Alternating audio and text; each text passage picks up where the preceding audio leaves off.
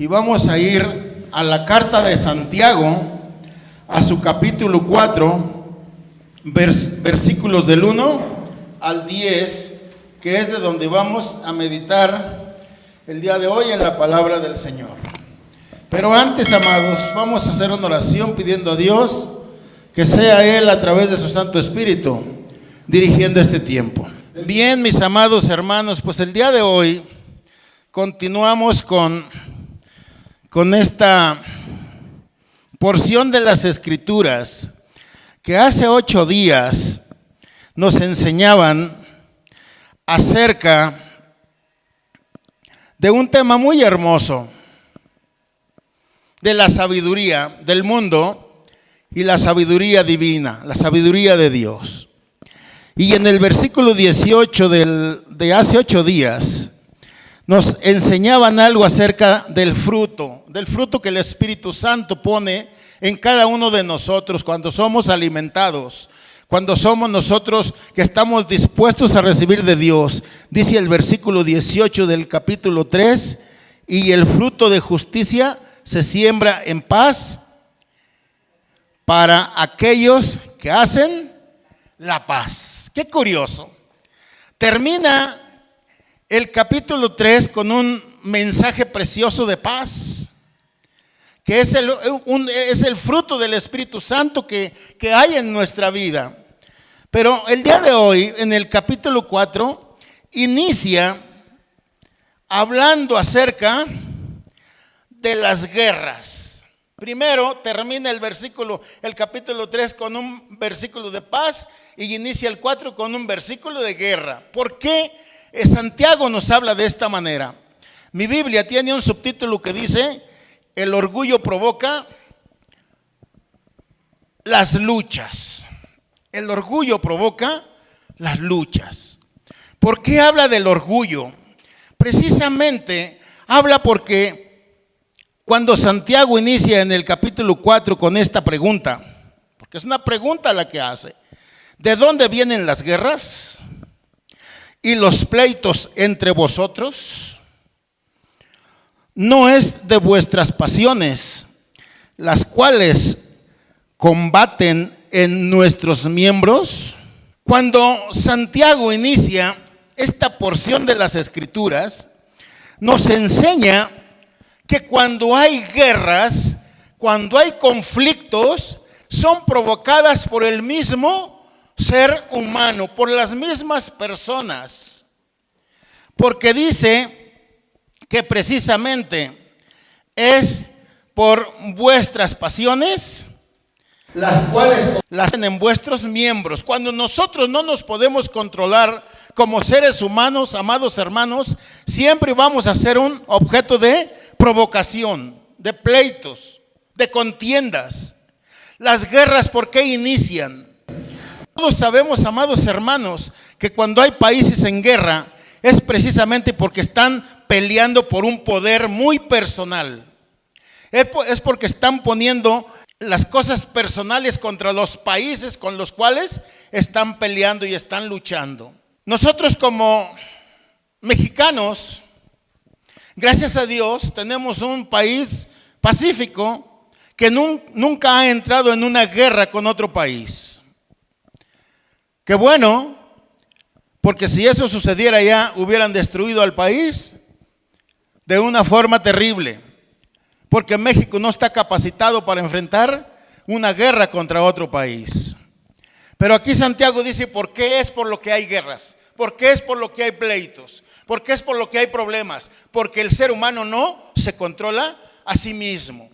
Porque el ser humano siempre quiere estar buscando rencillas. El ser humano trae esa situación de naturaleza a la inclinación al pecado. Por eso, desafortunadamente, el día de hoy la palabra nos enseña por qué y de dónde provienen los conflictos, de dónde y por qué provienen los pleitos y las guerras. Y es una pregunta que hace Santiago.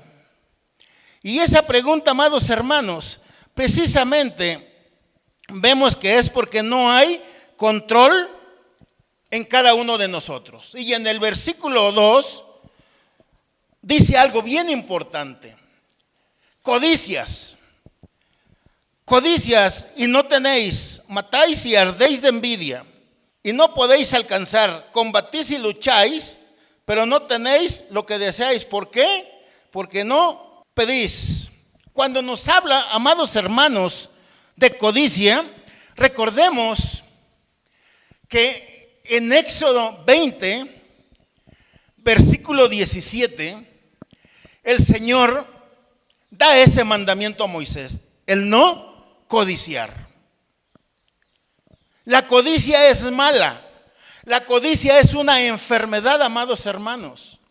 La codicia es cuando tú quieres obtener algo que no es tuyo, algo que le pertenece a otra persona, algo que no te ha costado. Ahí entra esa codicia y esa envidia de poseer. Es una enfermedad, amados, de querer tener lo que no es tuyo. Por eso en Éxodo 20, 17 el Señor dice, no codiciarás la casa de tu prójimo.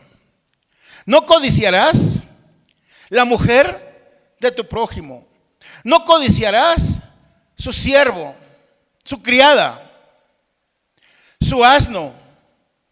No codiciarás nada de lo que él tiene, manda el Señor en uno de los 10 mandamientos que Dios da a Moisés. ¿Por qué? Porque Dios sabe que la codicia es enfermiza, que la codicia no es buena, que la codicia daña al ser humano. Por eso dice, ¿por qué hay guerras? Precisamente porque no hay un autocontrol en el ser humano, no hay un autocontrol en nosotros mismos. Cuando nosotros vemos que alguien ha prosperado, que alguien ha progresado, que tiene, muchas veces entra esa envidia, esa codicia y a veces decimos, ¿y por qué yo no tengo lo que él tiene? ¿Por qué será? Porque ese hombre, esa persona que tiene bienes, que prosperó, es una persona que se paró desde temprano, que desde temprano está trabajando, que desde temprano está buscando la forma de salir adelante. Y aquel que está codiciando es el que se para tardísimo, es el que se para y no tiene una visión, no tiene un propósito en su vida, sino nada más estar viendo lo que el otro tiene. Y dice la palabra que eso arde de envidia. Ese ardor es una enfermedad interna que tiene el ser humano y nada más anda viendo con quién desquitarse. Por eso dice Santiago, ¿de dónde vienen los pleitos? En otra versión de las escrituras no habla de guerras, dice de pleitos. ¿De dónde vienen los pleitos? ¿De dónde vienen los conflictos? Los conflictos vienen del corazón del hombre, del corazón del ser humano. Ahí está el conflicto metido en ese corazón. Cuando lo echamos fuera es cuando hace el efecto, es cuando hace el problema grande. Por eso me llama mucho la atención que el capítulo 3 termina hablando de paz. Y el capítulo 1 inicia hablando de guerras. Pero Santiago lo que nos quiere hacer entender es que ese problema está en nosotros mismos. No en otras gentes, en nosotros mismos. Nosotros somos los que provocamos los problemas. Nosotros somos los que provocamos las discordias. ¿Por qué? Por la situación en cómo nos encontramos, por la situación de cómo estamos viviendo. Y Santiago dice muy claro, arden de envidia, matan y arden de envidia y no pueden alcanzar lo que quieren. Combaten, pero sucede lo mismo y luchan. Pero no tienen lo que desean, porque no piden, dice. ¿Acaso será así? Cuando la palabra dice que no alcanzamos y no tenemos porque no pedimos, ¿cuántos de nosotros aquí, amados hermanos, hemos pedido? ¿Cuántos de nosotros, ahora que buscamos de Dios y conocemos de Dios, no le pedimos a Dios? Todo el tiempo estamos pidiéndole a Dios. Pero ¿estaremos pidiéndole lo que es correcto? ¿Estaremos pidiendo lo que a Dios le agrada? ¿O estaremos pidiendo lo que a nosotros nos conviene solamente? Esta palabra es clara y es fuerte, amados hermanos. Cuando dice que pedimos y que no recibimos, cuando habla de codicia, amados hermanos, habla de que en verdad cuando alguien tiene envidia o codicia puede echar a perder toda su vida. Y no nada más su vida, amados, la vida de su propia familia. En las Escrituras encontramos una porción de un hombre que estaba enfermo de codicia, de un hombre que no soportó la tentación de tomar algo que no era de él, que no le pertenecía a él, y sobre todo cuando ya Dios había dicho: no tomen de ese botín. Y esto es precisamente, amados hermanos, el ejemplo de un hombre llamado Acán. Ese lo encontramos en el libro de Josué, capítulo 7. Ahí está la triste historia de un hombre llamado Acán, que cuando Josué derrotó Jericó, había un botín quizá valioso, pero Dios les dijo que ese botín era anatema, que ese botín era pecado, que de ese botín nadie tomase nada, porque no era del agrado de Dios. Y hubo un hombre lleno de codicia, hubo un hombre lleno de envidia, hubo un hombre que tomó lo que a él no le correspondía. ¿Cuál fue el problema con ese hombre? Que terminó él con su propia familia, todo por no controlar la codicia.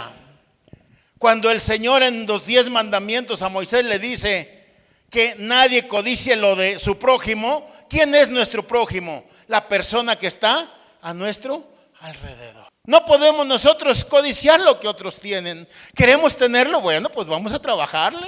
¿Queremos tenerlo? Pues hay que ganarlo a la buena. Hay que tenerlo a la buena. Hay que poseerlo a la buena. No envidiando algo que no es tuyo, que no es mío, que no me ha costado y que a la otra persona le costó desvelo, le costó limitaciones y lo tiene el día de hoy.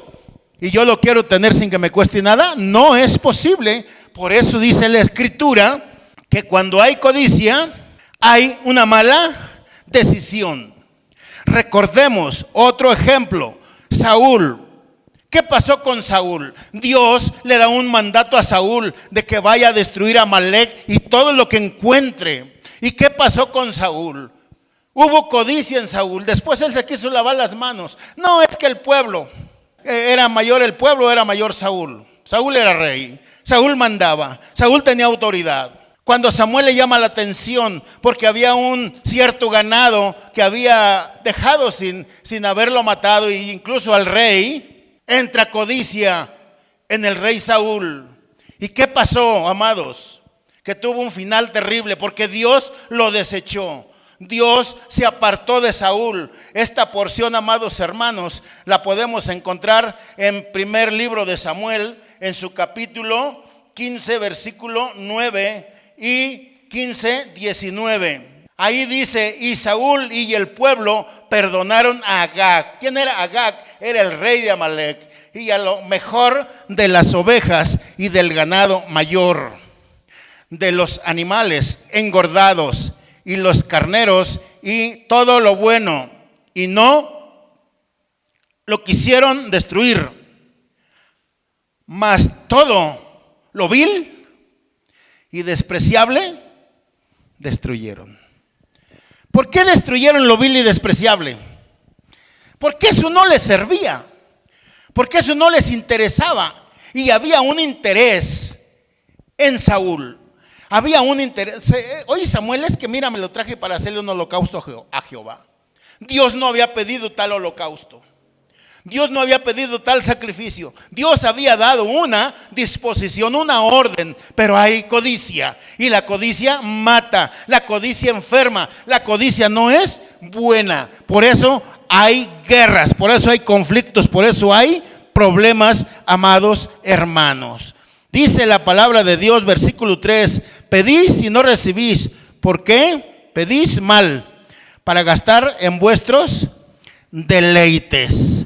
Cuando dice que gastamos, que pedimos y los gastamos en deleites, está hablando, amados hermanos, de que no nos importa cómo estamos buscando a Dios. No nos importa de qué forma estamos nosotros hablándole al oído a Dios para que venga y traiga una bendición a nuestra vida, sino que estamos pidiendo. ¿Por qué?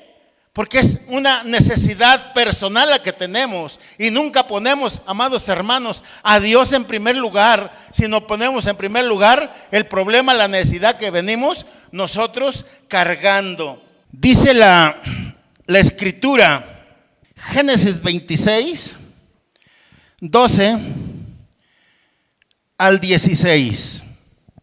Desde aquellos tiempos, amados hermanos, hubo conflictos entre gentes, entre naciones, entre pueblos.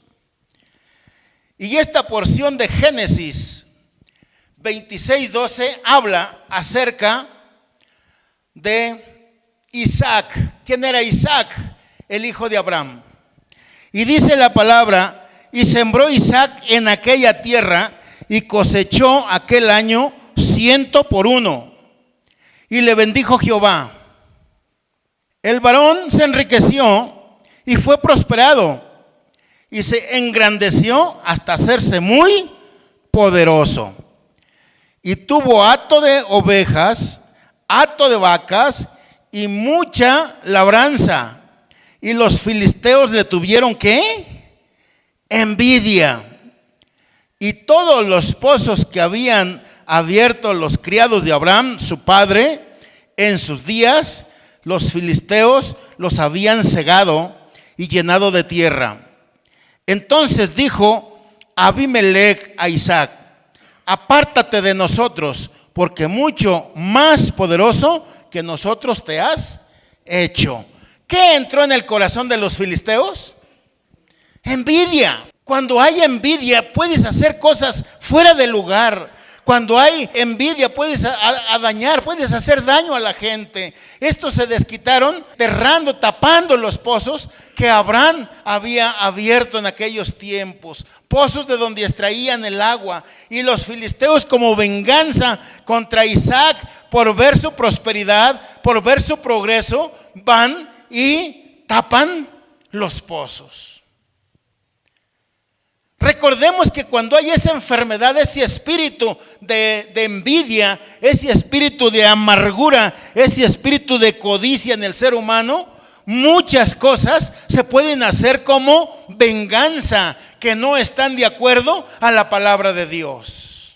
Porque Dios en verdad siempre nos va a enseñar algo correcto. Dios siempre nos va a enseñar algo que edifique mi vida, tu vida y la vida de los que están a nuestro alrededor, y no destruir, no hacer lo contrario. Y aquí vemos cómo en esta escritura nos enseña de qué manera se vengaban los filisteos de ver el progreso de Isaac. ¿Y acaso dice que Isaac se robó ese hato de vacas?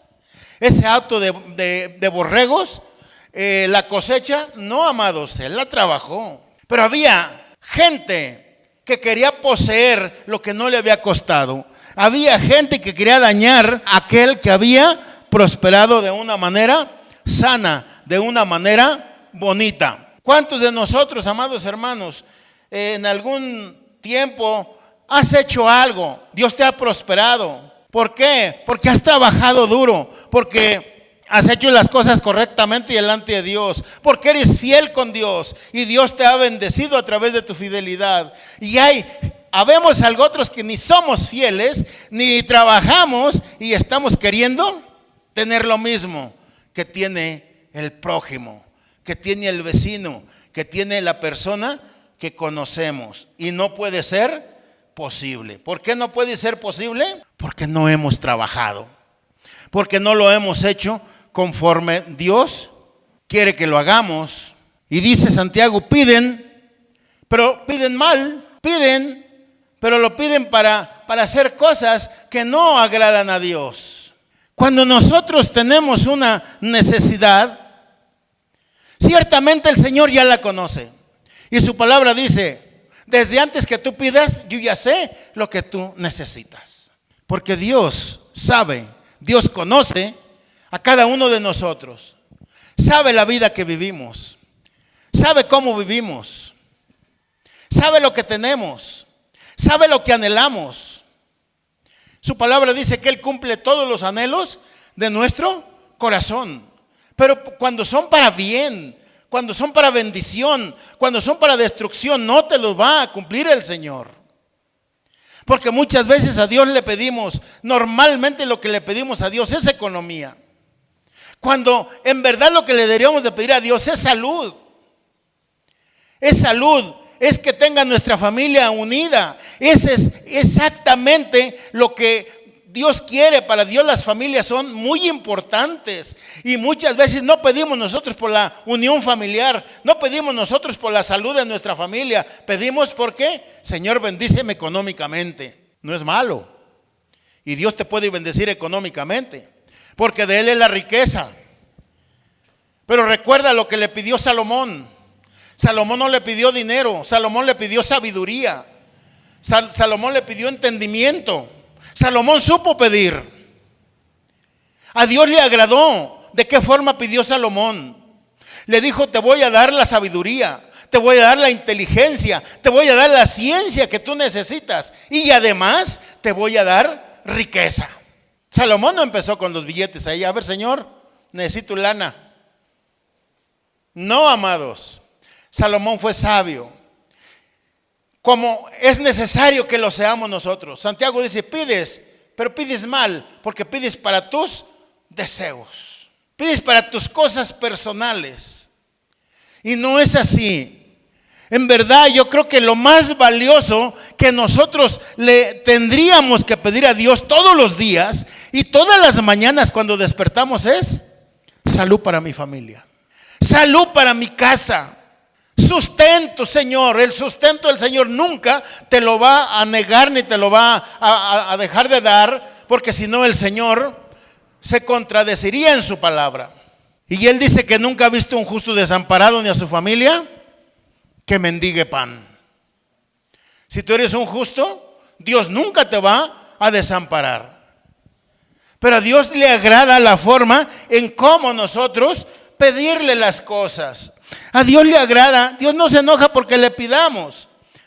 A Dios lo que no le agrada es cómo lo pedimos. ¿Y para qué pedimos las cosas? ¿Para seguirnos llenando de cosas malas en el corazón? No, amados hermanos. Yo no sé por qué Santiago habla de esta manera.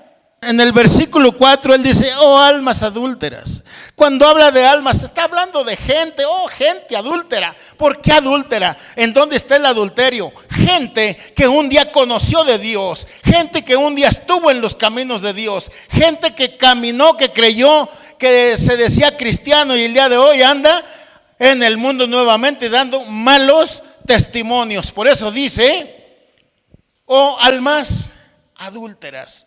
O gentes adúlteras, personas adúlteras. ¿Por qué están adulterando nuevamente con el mundo? Y están envolviéndose en las prácticas del mundo. Cuando habla del mundo, habla precisamente de cuando dejas de buscar de Dios y te interesan más las cosas de afuera que las cosas de adentro. Te interesan más las cosas de la tierra que las cosas del cielo. En la primera carta universal del apóstol Juan, habla acerca de ello. Primera de Juan 2, 15 al 17. No améis al mundo, ni las cosas que están en el mundo. Si alguno ama al mundo, el amor del Padre no está en él. Porque todo lo que hay en el mundo, los deseos de la carne, los deseos de los ojos y la vanagloria de la vida, no proviene del Padre, sino del mundo.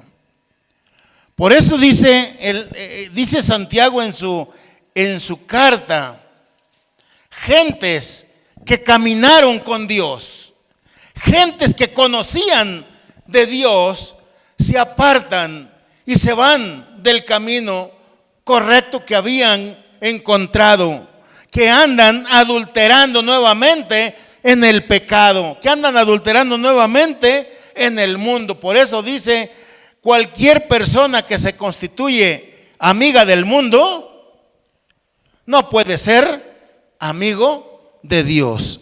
Y ahí en esa porción que acabamos de leer, primera carta del apóstol Juan, del 15 al 17, vemos precisamente el problema que existe con aquellos que un día llegamos a Cristo, con aquellos que un día buscamos de Dios, pero el día de hoy estamos nuevamente poniendo nuestra vida fuera de las cosas de Dios. Tenemos los pies en el mundo y no queremos caminar dentro de los caminos de Dios. Algo bien importante que el apóstol nos enseña aquí: no podemos estar coqueteando con el mundo, no podemos estar coqueteando con el mundo y queriendo estar con Dios. Cualquiera pues que quiera ser amigo del mundo, se constituye enemigo de Dios. Qué importante es entender lo que el Señor nos habla. Qué importante es tomar ese consejo. ¿Por qué? Porque a Dios le importamos. Porque toda la exhortación que Dios nos hace es porque le importamos. El tema del día de hoy se llama precisamente Dios anhela. Dios anhela celosamente. ¿A quién anhela celosamente? A ti y a mí. ¿Por qué anhela celosamente? Porque desde el principio, amados hermanos, en el Éxodo, uno de los primeros mandamientos del Señor es ese: yo soy Jehová, fuerte y celoso. ¿Qué es lo que cela? Cela que tú y yo le busquemos a Él y no busquemos al mundo. Le busquemos a Él y no busquemos otras cosas. Porque Él dice que no nos hagamos imágenes, nada de lo que podamos nosotros distraernos, sino que lo busquemos a Él. Así dice en Éxodo 20.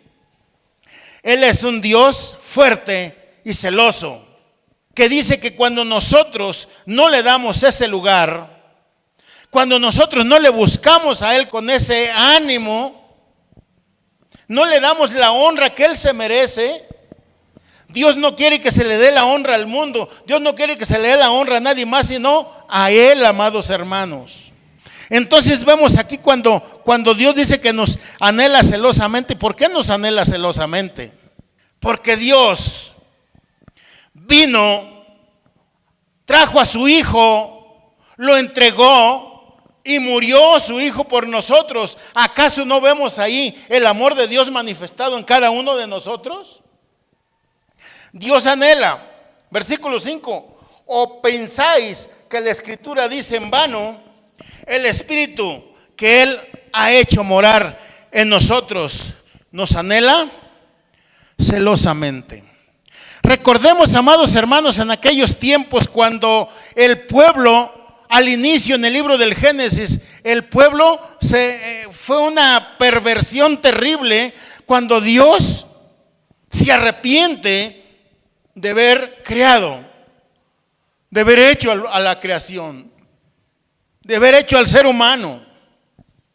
Y Él dice que en aquel tiempo Él decide raer de la tierra a todo ser humano. ¿Por qué lo quería Él raer, amados hermanos?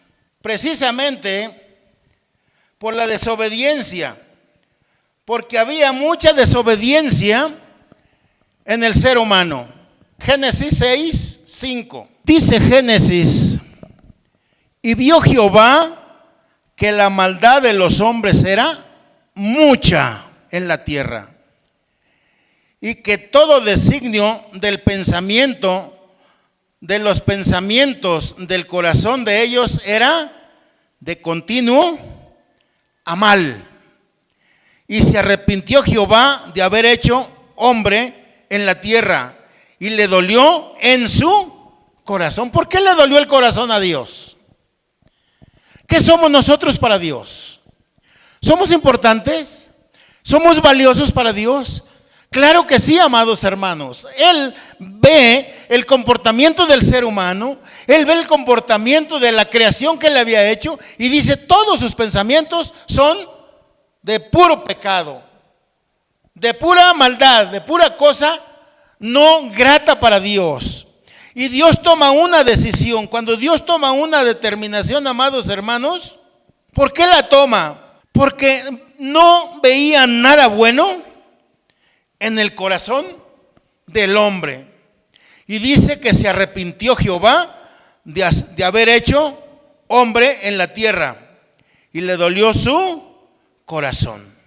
Gracias a Dios, porque encontró un hombre medio justo, un hombre llamado Noé, y Dios aún nos dio vida, amados hermanos. ¿Por qué? Porque Dios nos anhela de una manera maravillosa. Dios nos anhela de una manera poderosa. ¿Qué dice el libro de Números 28, Números 11, 28 y 29? Dice, entonces respondió Josué, hijo de Nun, ayudante de Moisés, uno de sus jóvenes, y dijo, Señor mío, Moisés, impídelos. Y Moisés le respondió, ¿tienes tú celos de mí? Ojalá y todo el pueblo de Jehová fuese profeta y que Jehová pusiera su espíritu sobre ellos. Habla de dos hombres que profetizaban. Habla de dos hombres que profetizaban y que no estuvieron en ese grupo que que Josué había convocado. Se quedaron en el tabernáculo. Cuando Josué va con Moisés y le dice, oye, hay dos hombres allá profetizando, ¿por qué no se los impides? Y Moisés le dice, oye, ¿qué tienes tú contra ellos? Ojalá y que hubiese más gente en los cuales Dios pusiera su espíritu para que hablaran de su palabra, para que profetizaran. Aquí vemos, amados, cómo Dios nos ama, cómo Dios quiere que más y más hombres y mujeres puedan estar al servicio de Dios, podamos ser esos vasos, podamos ser esas vasijas en las manos de Dios. Pero desafortunadamente, muchas ocasiones el comportamiento del ser humano es el que viene a degradar la persona de nosotros frente a Dios. ¿Por qué? Porque estamos llenos de cosas que a Dios no le agradan. Estamos llenos de envidia, estamos llenos de codicia, estamos llenos de tantas cosas, amados hermanos, que no son gratas delante de Dios. Y cada una de ellas, amados, en lugar de que nos haga estar bien con Dios, Dios no nos puede ver con esos buenos ojos, aunque nos ama, nos anhela, nos cuida, nos guarda y todo el tiempo está con nosotros. Aún su misericordia todos los días se derrama en la vida de cada uno de nosotros, en la vida de cada uno de los que le seguimos, de los que le buscamos. ¿Por qué? Porque es necesario que no dejemos de hacerlo. Es necesario que sigamos nosotros en ese amor para buscar a Dios, para entender ese anhelo celosamente que Él tiene de cada uno de nosotros. Y sigue diciendo en el versículo 6, Dios resiste a los soberbios y da gracia a los humildes. Dios resiste a los soberbios. En el libro de Proverbios Dios nos habla y nos enseña en verdad cómo Él nos cuida y nos muestra su amor. Dice Proverbios 3, 33 y 34, la maldición de Jehová está en la casa del impío, pero bendecirá la morada de los justos.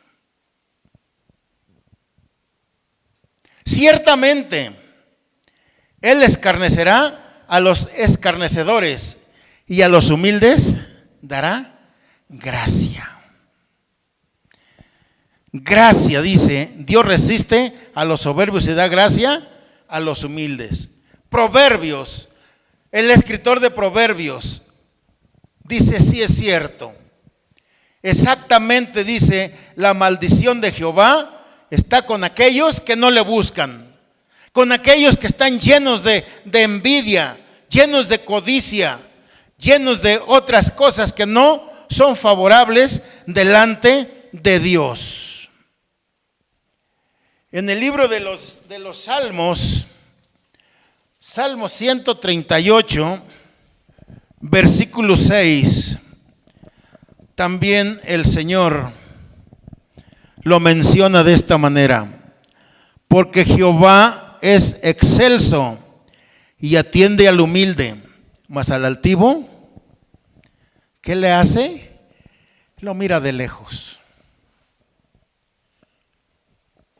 Al altivo. ¿Por qué Dios rechaza la altivez? ¿Por qué Dios rechaza el orgullo? Porque Dios quiere que tú y yo seamos hombres y mujeres humildes. Y siempre tendrás los ojos de Dios sobre ti. Siempre estará la atención de Dios sobre ti, sobre tu familia, sobre tu casa. Dios nos quiere, Dios nos ama, Dios nos guarda. Y en verdad, cuando nosotros vemos este amor que tiene Dios con nosotros, decimos, híjole, ¿cómo es posible que yo aún no entienda y siga rebelde? ¿Cómo es posible que aún el día de hoy yo siga siendo desobediente? Aún, ¿cómo es posible que yo siga siendo infiel el día de hoy cuando Dios es tan fiel? Cuando Dios se preocupa, cuando Dios me busca, cuando Dios me rescata, cuando Dios, amados, todo esto es Dios. Está Santiago hablando, pero hablando un mandamiento que Dios tiene para ti y para mí. No es solamente Santiago. Es Dios usando a Santiago para que tú y yo entendamos cuán amor tiene el Señor para con nosotros.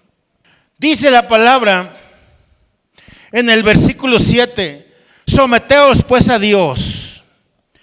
Someteos a Dios. ¿Qué quiere decir? Obedece a Dios. Camina con Dios. No te apartes de Dios. Sométete a Él.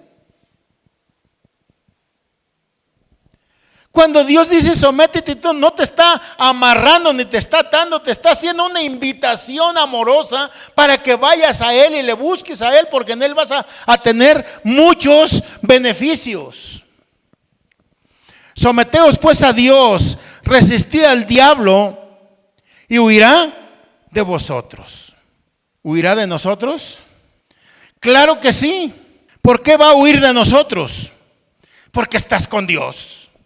Porque Dios te protege, porque Dios te guarda, porque Dios es tu roca, porque Dios es tu castillo, porque Dios es tu fortaleza. En la fortaleza de Dios podrá el diablo ir a molestarte. No. En el refugio de Dios podrá el diablo ir a molestarte. No. Amados, quiero decirles que Dios siempre es bueno, todo el tiempo. Ahora en la semana tuve una lucha muy fuerte espiritual. Dice mi esposa, es un terror de noche. Pero fue una lucha terrible. Veía yo, pues no sé, no conozco al diablo, pero en mi sueño era el diablo, en mi lucha era el diablo, un monstruo, un animal feo y que me atacaba. Y cuando tú buscas de Dios, cuando tú estás buscando de Dios, ¿quién más te va a atacar? El enemigo. Y yo en mi desesperación, en mi lucha, yo decía, yo soy hijo de Dios y no tienes nada contra mí. Y cosa curiosa que desperté con un grito, pues mi esposa dice que despertó cuando dijo, yo soy hijo de Dios. ¿Por qué, amados? Porque confiamos en Dios. Porque sabemos que Dios es el que nos va a librar del enemigo. Si en ese momento yo no me tomo de Dios, ¿qué hubiera pasado en esa lucha? Hubo poder, hubo respuesta de Dios. Por eso dice la Escritura, someteos pues a Dios, resistir al diablo y él huirá de vosotros. ¿Por qué va a huir de nosotros? porque somos muy fuertes, porque somos muy poderosos. No, amados hermanos, porque Dios está con nosotros, porque Dios nos guarda, Dios nos cuida. Dice en la primera carta universal del apóstol Pedro, en su capítulo 5, versículo 6 al 9, dice: humillaos pues bajo la poderosa mano de Dios, para que Él os exalte cuando fuera tiempo, echando toda vuestra ansiedad sobre Él, porque Él tiene cuidado de vosotros. Sed sobrios y velad, porque vuestro adversario el diablo, como león rugiente, anda alrededor buscando a quién devorar, al cual resistid firmes en la fe, y sabiendo que los mismos padecimientos se van cumpliendo en vuestros hermanos en todo el mundo. Entonces, ¿qué es la recomendación que da Santiago? Sométete a Dios, sujétate a Dios, ve a Dios y resiste al diablo. Y qué cierto es, porque en esa lucha me sometí a Dios, en esa lucha confesé y declaré a Dios, en esa lucha Dios estuvo conmigo y pude salir de esa terrible, de esa lucha espiritual en esa noche. Acercaos a Dios y Él se acercará a vosotros. La invitación no tiene ninguna duda, amados hermanos. Si tú te acercas y buscas a Dios, lo vas a encontrar, porque Él se va a acercar a ti también.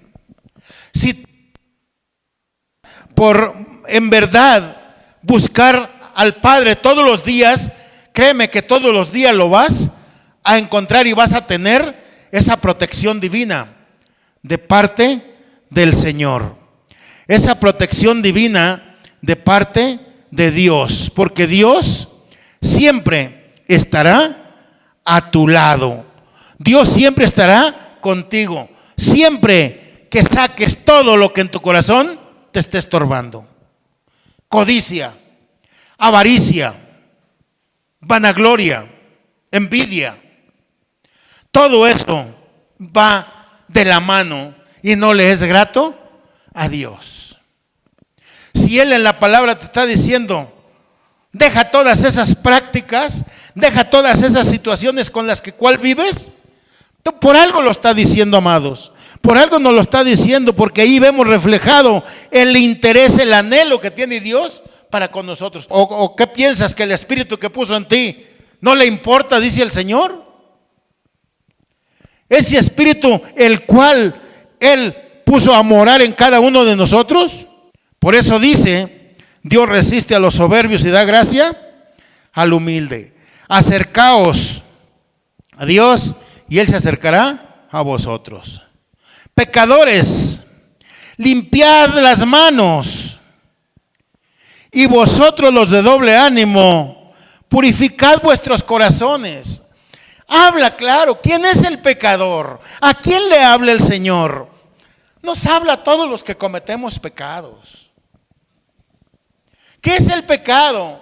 El pecado consiste en hacer cosas que a Dios no le agradan. El pecado es algo que nos va a apartar de la presencia de Dios. Recordemos cuando el hombre pecó en Edén. Eso fue un motivo para estar alejado de Dios. Un pecado de desobediencia. No podía el Señor perdonarlo en ese momento. No podía tener la misma comunión con ese hombre y esa mujer, porque se habían convertido en pecado. Y Él es gloria, Él es pureza. Por eso el llamado es: pecadores, limpiar las manos. ¿Por qué dice las manos? Podría decir limpiar los ojos, Podría decirle limpiar la boca. ¿Con cuántos miembros pecamos nosotros? Con muchos, amados hermanos. Aquí la palabra sería: pecadores, límpiense todo el ser, todo su cuerpo, toda su mente y toda su alma, porque todo está contaminado, porque todo peca, porque todo hace cosas fuera del orden de Dios. Y ustedes, los de doble ánimo, dice, ¿quiénes son los de doble ánimo? ¿Cómo podemos nosotros distinguir a una persona de doble ánimo? Pues que ahorita estoy regocijado, al rato estoy triste, estoy llorando, estoy haciendo cosas fuera de lugar. Soy una persona inestable. Hoy soy cristiano, mañana soy del mundo. Hoy canto alabanzas, mañana estoy diciendo barbaridades allá afuera. Esas son las personas que Santiago invita a cambiar de actitud, a ser diferentes, a ser hombres, a ser mujeres de un solo ánimo, de una sola visión. Estás sirviéndole a Dios, busca a Dios. ¿Quieres servirle al mundo? Busca al mundo. Pero el consejo es: sométete a Dios y resiste al diablo. Porque si no te sometes a Dios, vas a ser presa del enemigo.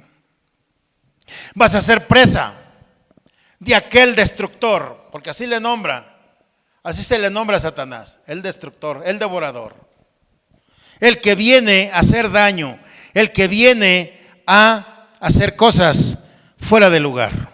Cuando vemos, amados, el llamado, cuando vemos el poder de Dios, es porque Él quiere librarte de tantas y tantas cosas. Dice allí en el segundo libro de las Crónicas, en su capítulo 15, versículo 2. Y salió al encuentro de Asa y le dijo: oídme, Asa y toda Judá y Benjamín, Jehová estará con vosotros si vosotros estuviereis con él. Y si le buscareis, será hallado de vosotros. Mas si le dejareis, él también os dejará. ¿Qué nos enseña esto? ¿O estamos con él o estamos en contra de él? ¿Queremos seguir a Dios? En Isaías 1:16 dice: lavaos y limpiaos, quitad la iniquidad de vuestras obras de delante de mis ojos, dejad de hacer lo malo. Dios siempre nos llama, Dios siempre nos invita, Dios siempre nos exhorta a estar limpios, a estar purificados. En verdad, la necesidad de la oración en estos tiempos es: Señor, límpiame, Señor, purifícame, Señor, restáurame. Soy esa vasija, quizá, Señor, que le hace falta mantenimiento. Soy ese barro en tus manos y tú eres mi alfarero. Qué importante es tener siempre esa oración delante de Dios, porque Dios puede limpiarte, Dios puede hacer cosas maravillosas. Hace 8 días nos hablaba mi hijo de Jeremías 18, donde el Señor habla a Jeremías y lo invita a que baje a la casa del alfarero. ¿Por qué? Porque le quiere dar una enseñanza. ¿Cuál es la enseñanza? La enseñanza es de que tú y yo somos barro y Dios es nuestro alfarero. Dios nos va a restaurar. Pero ¿cuál es la petición de nosotros? Que el Señor nos restaure. Pedís, pero pedís mal, porque pedís para tus deleites. No hay que pedir para deleites propios, hay que pedir para restauración de nuestra vida, nuestra alma, nuestra forma de caminar delante de Dios. Cuando tú pides a Dios esa restauración, créeme que si Dios te restaura, Dios te va a dar lo que tú necesitas sin que se lo estés pidiendo, porque su palabra dice que Él ya sabe, Él ya conoce lo que tú necesitas. Así es que la confianza hay que tenerla en Dios. Pero siempre el llamado es: sé limpio. Limpia tu cuerpo, limpia tus ojos. No hagas cosas que a Dios no le agradan. Dice el versículo 9 y 10: afligíos y lamentad, llorar. Vuestra risa se convertirá en lloro y vuestro gozo en tristeza. Humillaos delante del Señor y Él os exaltará. Cuando dice algo del lloro, amados hermanos, ¿qué es el lloro? La palabra lloro en griego es klaio, que significa gemir, llorar, a grito abierto, lamentar. Eso significa, amados, el lloro en griego. Que quiere decir, amados hermanos, que cuando hay un lloro es porque hay tristeza. Y la palabra del Señor nos dice: aflíjanse, lamentense y lloren. ¿Para qué es el lloro, amados hermanos? Vuestra risa se convertirá en lloro y vuestro gozo en tristeza. Cuando recordemos, amados, que cuando alguien llora, llora porque hay algo en su corazón, porque hay tristeza, porque hay un dolor. ¿Por qué lloró Pedro? Cuando Jesús le dijo: yo te dije que no cantaría 3 veces el gallo cuando tú me negarías. Pedro recuerda esa palabra y llora. Vemos una porción, amados hermanos, en San Juan, en el Evangelio de San Juan 11:35, cuando Jesús va a aquel lugar a donde había muerto su amigo Lázaro. Y Jesús ve a toda la gente, a las hermanas, a los judíos que las acompañaban, triste y llorando. Jesús se conmueve, su corazón del Señor se conmueve. ¿Y qué pasó con Jesús? Jesús llora. ¿Por qué lloró? ¿Porque Lázaro había muerto? Lloró porque él veía la tristeza en la familia. Él veía la tristeza en las gentes que lo acompañaban. Él no lloró porque Lázaro había muerto, porque él sabía que Lázaro en un momento iba a tener vida nuevamente, porque él sabía que él era la resurrección, porque él sabía que Lázaro iba a salir de aquella tumba. Pero Jesús, conmovido viendo a aquella gente, recordemos que Jesús era 100% humano y 100% divino. Como humano se dolió y lloró. Porque había tristeza, hubo tristeza en ese momento en Jesús. No derrota, porque Jesús iba a levantar una victoria a aquel lugar. Jesús iba a decirle: Lázaro, levántate, levántate, sal de ahí. Pero ¿cómo? Si ya tenía 3 días, 4 días de muerto, enterrado. Para el Señor eso no importaba, porque Él dijo: el que cree en mí, aunque esté muerto, vivirá. Él dijo: yo soy la resurrección, yo soy el que doy vida, dijo el Señor Jesús. Entonces, cuando vemos esta porción de las Escrituras, nos enseña que muchas veces nosotros nos debe de doler el pecado que cometemos. Nos debe de doler la desobediencia que tenemos en contra de Dios. ¿Y por qué no? Me dolió el corazón porque desobedecí a Dios. Me dolió el corazón porque he pecado delante de Dios. Y estoy triste. Podemos llorar. Y no por eso el Señor nos va a correr a perdonarnos. Pero es una forma, es una muestra de decirle: Señor, me está doliendo lo que te hice. Me está doliendo lo que estoy haciendo. Me está doliendo lo que estoy viviendo. Por eso vengo a humillarme delante de ti. Dice el versículo 10: humillaos delante del Señor y Él os exaltará. Humíllate delante de Dios porque Él te va a exaltar. Dice la Escritura en San Mateo 23:12: porque el que se enaltece será humillado y el que se humilla será enaltecido. Santiago dice: Humillaos pues delante del Señor. ¿Por qué? Porque Él os exaltará. La palabra exaltará en griego es upso, que quiere decir que Él te va a alzar, que Él te va a levantar, que Él va a estar contigo, que Él no te va a dejar. Cuando Dios te dice que Él te exalta, te dice que Él siempre caminará a tu lado y te levantará en el momento de necesidad. Qué importante, amados hermanos, es que tomemos en cuenta el consejo de Dios.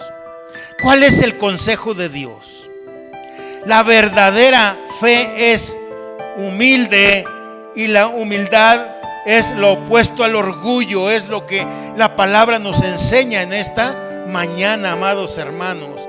Echar fuera de nosotros todo el egoísmo y toda la ambición que puede haber en nuestro corazón, porque cuando dice ¿de dónde vienen las guerras? Precisamente vienen de las actitudes y los comportamientos de nosotros como seres humanos, porque no rehusamos nosotros las discusiones. Nos gusta a veces como seres humanos discutir con la gente. No nos apartamos de las rencillas. Queremos siempre estar en una rencilla continua con gentes que ni siquiera vale la pena que estemos peleando. Qué importante es cuando el Señor nos habla a través de Santiago y dice que pongamos freno a la lengua. Porque la lengua es tan peligrosa, porque la lengua nos hace pecar, porque la lengua nos hace matar, porque la lengua nos hace decir cosas que después nos podemos arrepentir. El día de hoy nos enseña a tener esa madurez de no pelear, de no discutir, de parar las discusiones, en verdad. Qué importante es esta enseñanza que nos da Dios a través de esta carta de Santiago, porque nos enseña a vivir una vida lo más correcta delante de Dios, una vida cristiana en verdad para bien de cada uno de nosotros, porque todo el consejo de Dios que nos da a través de Santiago es para ti y para mí, para que nos vaya bien, no para que nos vaya mal. Siempre Dios te dirá algo hermoso, algo edificante, para que vayas creciendo en tu vida espiritual todos los días. Yo he aprendido mucho de esta carta, amados hermanos. Antes a lo mejor me ponía a discutir cosas que ni valían la pena. El día de hoy es mejor cerrar la boca. ¿Por qué? Porque la enseñanza que Dios nos da, que cuando nosotros no le ponemos freno a la lengua, dañamos. Y el día de hoy no es la excepción. Así es que yo les invito, amados, a cada uno de ustedes que tomemos esta enseñanza, que tomemos esta exhortación para bien de nuestra vida, que no haya luchas en tu casa. A veces las guerras no nada más son con un país con otro, a veces las guerras es entre papá y mamá, a veces las guerras es entre esposo y esposa, a veces las guerras es entre vecinos, a veces las guerras es entre la misma comunidad. Amados hermanos, no necesitamos un país bélico para tomar en cuenta este texto bíblico. Pastor, pues yo no me peleo con Estados Unidos ni me peleo con otros países. No, amado, las guerras son muchas veces internas, las guerras a veces son muchas veces en el hogar, son muchas veces en la familia, y lo que Dios quiere en esta mañana es que todo eso lo desechemos ya de nuestro diario vivir, que verdaderamente toda rencilla, todo aquello que nos provoque iras, que nos provoque codicias, envidias y todo eso, lo vayamos nosotros desechando de nuestra vida, de nuestro lado, y vivamos de una manera sana, de una manera como Dios quiere que lo vivamos. Así es que yo te invito, amado hermano, que pongamos en práctica este consejo de parte de Dios y nos ahorraremos tantas luchas, tantas guerras, tantos problemas, tantos pleitos. ¿Por qué? Porque Dios vino a darnos y a enseñarnos paz, no conflictos. Que Dios te bendiga. Ponte en pie. Vamos a dar gracias a Dios por este tiempo.